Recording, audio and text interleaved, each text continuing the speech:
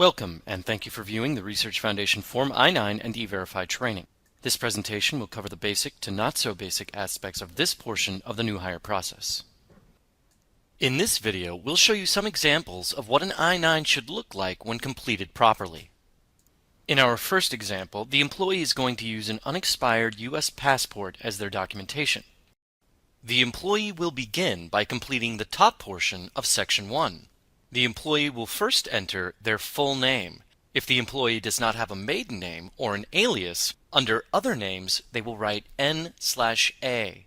The address field must be filled with a physical address. P.O. boxes are unacceptable. Email and telephone number are both optional fields. The employee may enter N/A if they so choose.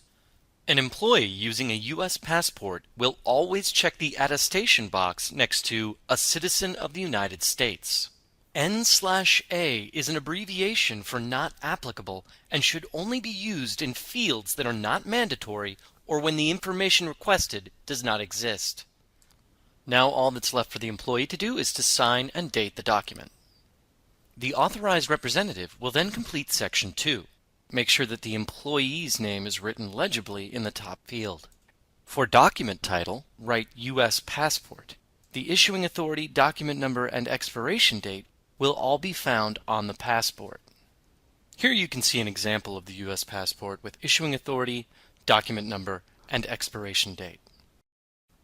In the certification portion of Section 2, please write the start date as written on the paper PAF. This should also be the start date eventually entered into the ePAF system. All fields are mandatory in the certification section. Please note that under Employer's Business or Organization Name, you'll write your college campus's name with the notation for RF CUNY, as you are operating on behalf of the Research Foundation when completing this form.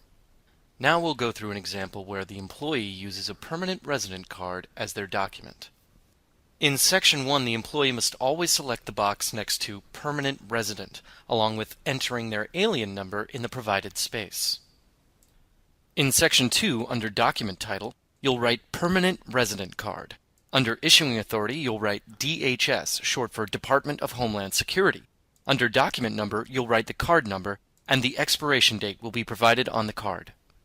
It is important to note the distinction between the document number on a permanent resident card and the alien number the employee provides in Section 1. Here you can see an example of the permanent resident card. Whereas the alien number the employee provided in Section 1 is a 9-digit number and always located on the front of the card, the document number is 10 digits preceded by 3 letters and can be located on the front or back of the document.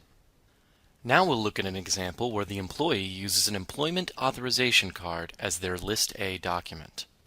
The employee will check the box next to an alien authorized to work, along with entering the expiration date of their provided card and their 9-digit alien registration number.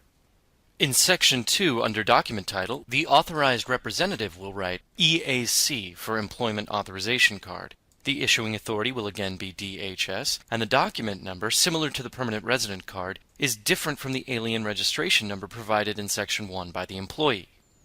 This is an example of the employment authorization card. You can see the alien ID number, the card number, and the expiration date. Remember that occasionally the card number is located on the back of the document. In our next example, we'll look at an I-9 where the employee submits a foreign passport along with Form I-94. Most employees who present a foreign passport in combination with an I-94 form are restricted to work for their petitioning employer. In the case of F1 academic students, J1 academic students, and J1 research scholars, a petition submitted by CUNY is also required. Refugees and asylees are always employment authorized. The employee will begin completing Section 1 by filling in the top portion and then selecting the box next to an alien authorized to work. In the expiration date field, the employee will enter the expiration date of the I-94. This may be a date, but it is usually notated as D/S, or duration of status. The employee will then enter their I-94 admission number. If the employee obtained their admission number from CBP in connection with their arrival in the United States, they will need to include the following: foreign passport number and the country the foreign passport was issued from. Here's an example of an I-94 form. Note the visa type and expiration date. If the employee is an F1 visa holder, they will also need to supply an I-20 form along with their foreign passport and I-94 form. Here you can see an example of the I-20. The document type, issuing authority, document number, and expiration date are all clearly marked on the form. In this slide, you can see an example of the DS 2019 form, which J1 visa holders must submit along with their foreign passport and I-94 form.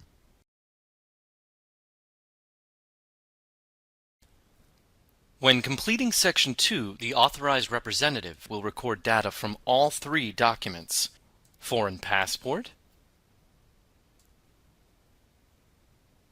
I-94, and I-20 or DS 2019. There are three types of receipts that can be used in place of documents. The replacement of a lost, stolen, or damaged document is valid for 90 days. The arrival portion of Form I-94 with a temporary I-551 stamp and a photograph of the individual. This particular type of receipt applies only to lawful permanent residents and is valid until the expiration date on the stamp or 1 year after the issuance date if the stamp does not have an expiration date.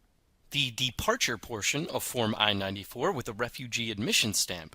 This applies only to refugees and is valid for 90 days. Note that receipts cannot be accepted for employment that will last less than 3 days.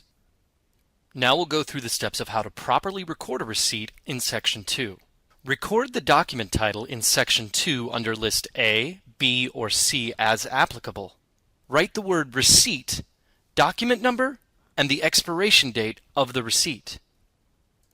When the receipt expires, you'll cross out the word receipt along with any accompanying document number. Record the number and other required document information from the document presented. Remember to initial and date all corrections made on the I-9 form. There are only 2 cases where it is acceptable to hold on to an original I-9 while sending the rest of the new hire paperwork to the Research Foundation for processing.